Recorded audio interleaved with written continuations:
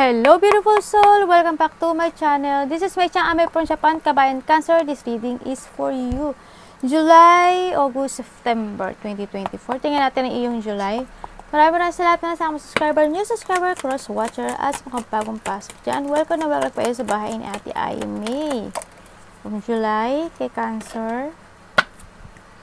Cancer, ay, hintik pa. Cancer in July, please show me.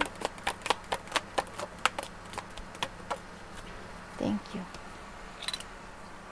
Para naman sa August, tingnan natin ano. Para po kay August, Cancer in August 2024. Silip-silipin natin o ano mga kaganapan. Silipin natin. Pwede mo pang malaman. August, Cancer 2024. Please show me. Thank you po. Tingnan natin ang iyong September. September para kay Cancer, please show me. Cancer in September. Silip-silip. Thank you. Dalawa pa. Apat kuhanin natin. Cancer in September 2024. Please show me. Thank you. Thank you. Okay. Tingnan natin ang iyong July. Ano pang pwedeng imposible mangyari? We have the ring. A marriage will take place, either romantic or a business. Yan, may mga commitment akong nakikita sa'yo, no? This July, maaring new person, new job, new work, yan. May mga promises. Huwag mo lang siyang itutok sa when it comes sa relationship, no? Commitment also in a business, work, job, friendship, yan. We have the wheel, yan. May mga sitwasyon daw na hindi ka makapagdidesisyon. Yan, ang nakikita ko dito. No, parang hindi tatakbo ang iyong will ng tuloy-tuloy, yan. We have the fox, yan. Ingat-ingat lang din, yan. Baka maaring may manloko sa'yo, no? Sa nakita ko dito. Ingat ka. Either sa love, sa work, sa business, sa kaperahan. We have the wage. Yan. May mga mapangliling lang, kumbaga. Mga sneaky person, no? Ingat ka. Maaaring magkakaroon ng mga blockage, no? Sa inyo. Ng someone mo, o kaya sa pamumuhay mo, sa nakita ko dito. Yan. Puro ano to yan. Ingat-ingat lang din. Maaring iba dito, nangyari na to, or mangyayari pa lang, no? Cancer in July. Ano pa dapat malaman ni Cancer this July?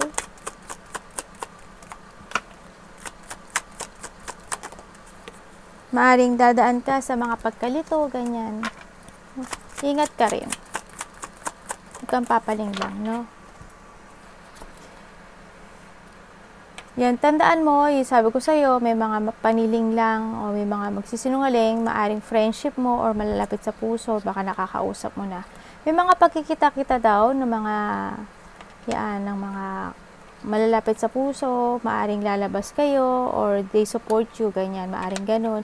Maaring may pupuntahan kayo na celebration, married, pregnancy, kung ano man yan, birthday, yan na nakita ko. May mga team, maaring team to o sa iba team to. Yan, maaring may mga new friendship ikaw na makikilala, maybe, ano, sa iba. Yan, in a network, yan, sa social media. O kaya, may mga, maaring yung promises with the ring or commitment. Yan, maaring sa negosyo to, sa business, pagkakaperahan. Or kaya, mga promises sa mga kaibigan, malalapit sa puso. So, nakita ko rin dito, yun nga, magkakaroon nga ng mga challenge, yan. Kakaroon na mga resolution, yan. Nakikita ko dito. Kung ano man yung mga challenge na yan, nakita ko naman na malalakpasan at malalakpasan mo siya, no? Yan, nakita ko rin dito yung mga nangyari o mangyayari o nangyayari na sitwasyon na parang maiinis ka, yan, na-depress ka. Parang mas ma-accept mo na siya sa ngayon, no? Sa nakikita ko dito. Parang mas maiintindihan mo na siya. Parang pababayaan mo na siya kasi it's done na rin naman. Mga dadaan ka sa mga ganun, no? Maaring may mga sitwasyon na biruin ka ng mga kaibigan mo, mga malalapit sa puso mo, hindi ka ma-open, hindi ka agad siguro magagalit. May mga ganun din part sa iba. Ako nakikita, parang, di wow, parang mga ganun. Oo, gano'n naman nakikita ko. Hindi ka agad siguro magagalit sa nakikita ko. Parang siguro may mga biro na nasanay ka na. No? Tingnan natin.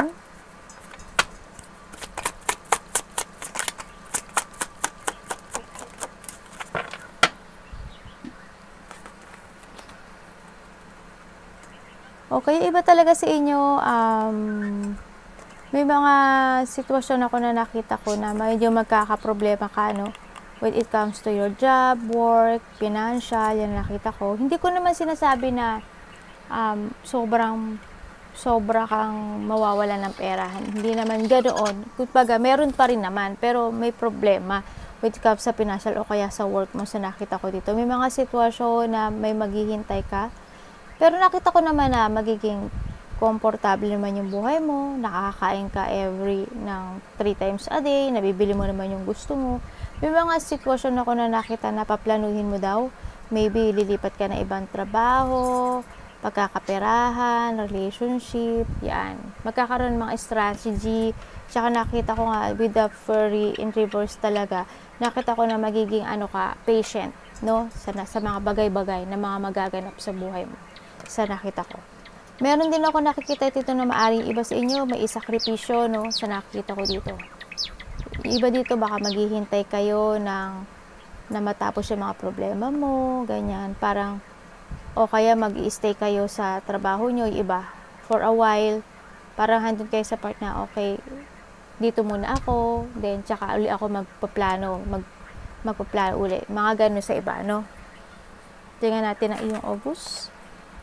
Yeah, with the heart, okay, maari magkakaroon ng mga love, deep affection, and caring. Yan, maari ikaw, magbibigay ka ng love sa mga malalapit sa puso, sa buhay mo, malapit sa'yo. O kaya naman, there's a person here na magbibigay ng promises sa'yo.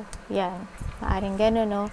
Sa iba, we have the dragon, beware of a self-delusion. Yan, baka yung kayo, medyo ingatan nyo rin yung sarili nyo, baka medyo minsan, may mga pag-worry na nagpipigil kayo sa galit nyo, yung mga gano'n. Sa nakikita ko, no? Yan, ingat-ingat. Flowers, yan. Magkakaroon talaga ng happiness. Hindi kaya magkaroon ng kasalan, ano? Sa iba dito siguro may kasal na magaganap. We have the April. Siguro sa iba dito, April is pinaka-importante bagay na kaganapan maaring nangyari sa iba. Maaring birthday ng karelasyon mo, malapit sa puso mo, maaring wait comes sa pangakuan, nangyari siguro ng April o na-meet mo siya ng April. Kung ano man itong April na to, last year of April, this year of April, o next year of April. I-resonate mo yung sarili mo. Kumbaga, nakikita ko dito is May for August. Kumbaga, dito kasi is parang pagsibol. Ganyan. Ng kagandahang pangyayari.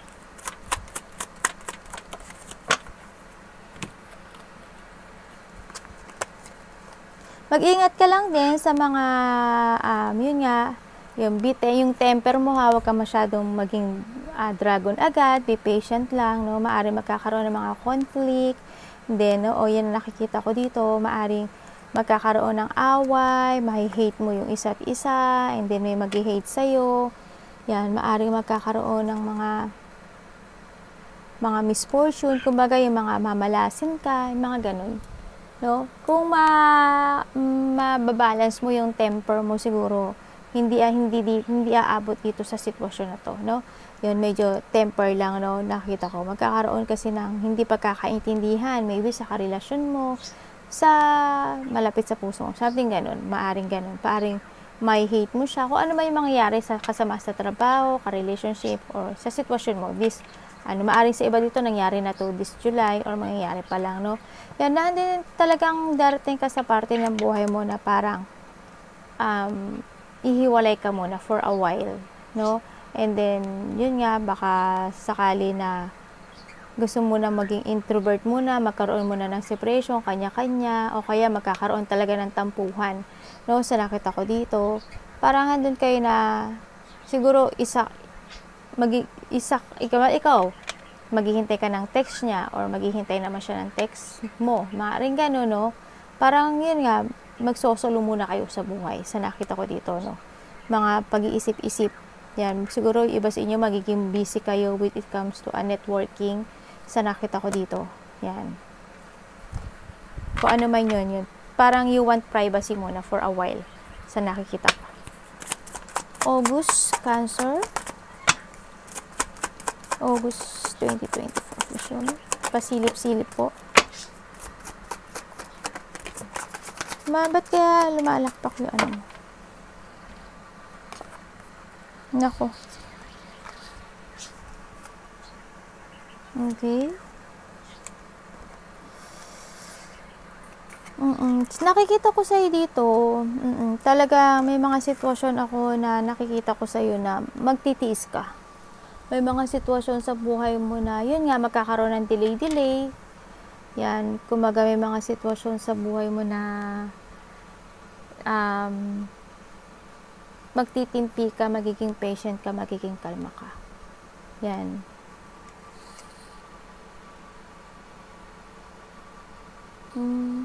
Okay. May mga sitwasyon daw ako na nakikita parang lalayo ang loob mo sa isang tao. Or may tao dito na lalayo ang loob. Magkakaroon ka talaga ng delay. Magkakaroon ng mga blockage when it comes to your creativity. Halimbawa, gusto mo mag-umpisa ng bagong trabaho, business, o gusto mo lumipat, hindi ka muna magagawa yon. No, kumbaga magtitiis ka muna dun sa part, sa meron ka ngayon. Kakaroon ng delay. Kung halimbawa naman, may dumating na bagong tao, ganyan. Example lang yun kung ano mang opportunity na to, kung ano mang creative na to, sa nakita ko dito, kakaroon ng blockage, kakadelay.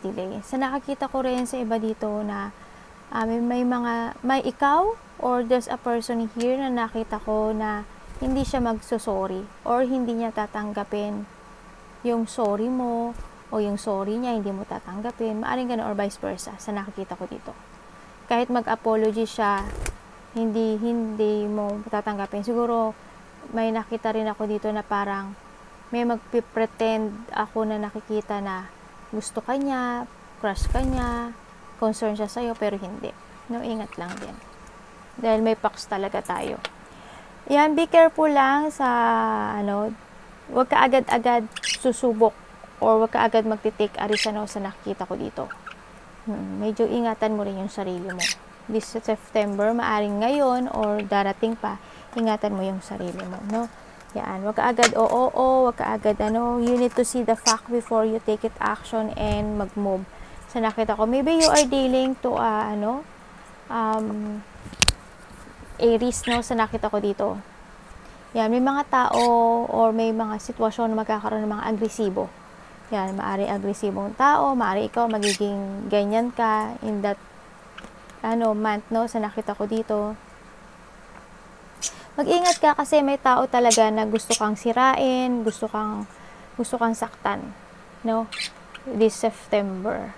Yan, baka itong tao na to with the Aries, no? Or maari ikaw, sarili mo, saktan mo, ingat-ingat ka lang din. Basta there's a person dito na be careful lang talaga. Yan, dito pa lang sa umpisa, diba? You need to be careful lang daw. No? And, syempre, the dolphin, magkakaroon ng financial gain, usually coming from something you did in the past. Yan, magkakaroon daw ng financial gain.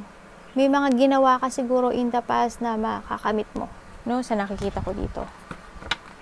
Magkakaroon ng mga pag-asa.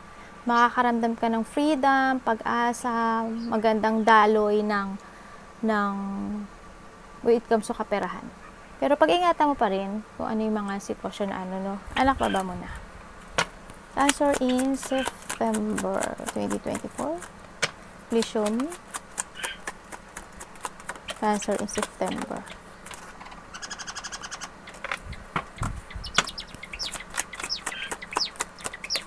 Thank you.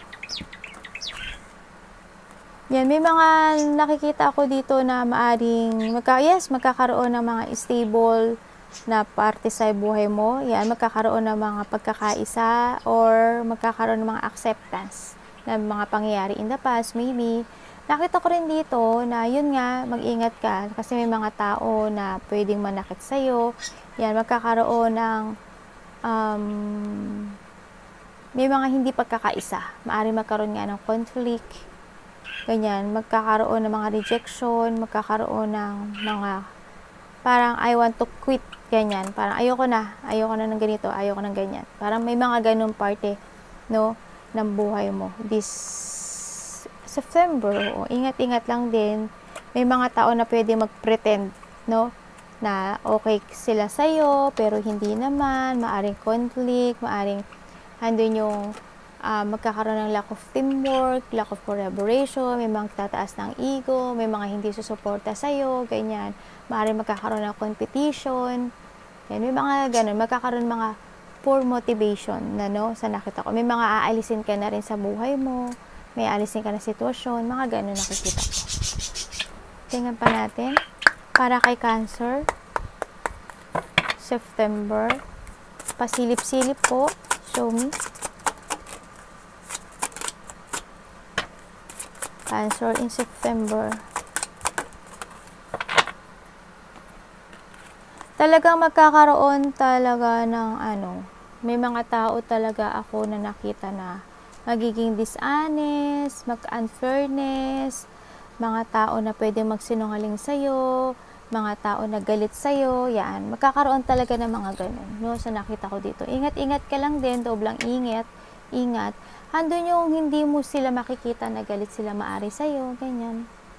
So, nakita ko, you need to trust your intuition, you need to listen to your inner voice. So, nakita ko ito kasi maraming tao ang may hidden motive or may mga masasamang balak sa'yo, may mga sekreto, may tao ako na nakita dito na hindi siya nagsasabi ng katotohanan ng lahat-lahat sa kanya. Maaring ikaw ito, maaring ikaw yung tao na masikreto, yan. Pero when it comes sa nakikita ko, magiging busy yung utak mo, magiging busy yung situation mo this September, yan. Yung iba dito, maari yun nga, may mga gulo, away, mga tao na maiinggit, magagalit sa'yo.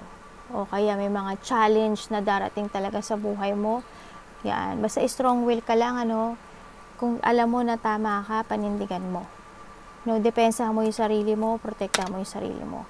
May mga sitwasyon ako na nakita na hahanapin mo yung clarity, may mga sitwasyon na i-correct mo, may mga sitwasyon na desisyonan mo. Sa nakita ko dito, no? Yun. Arigato namaste, God bless.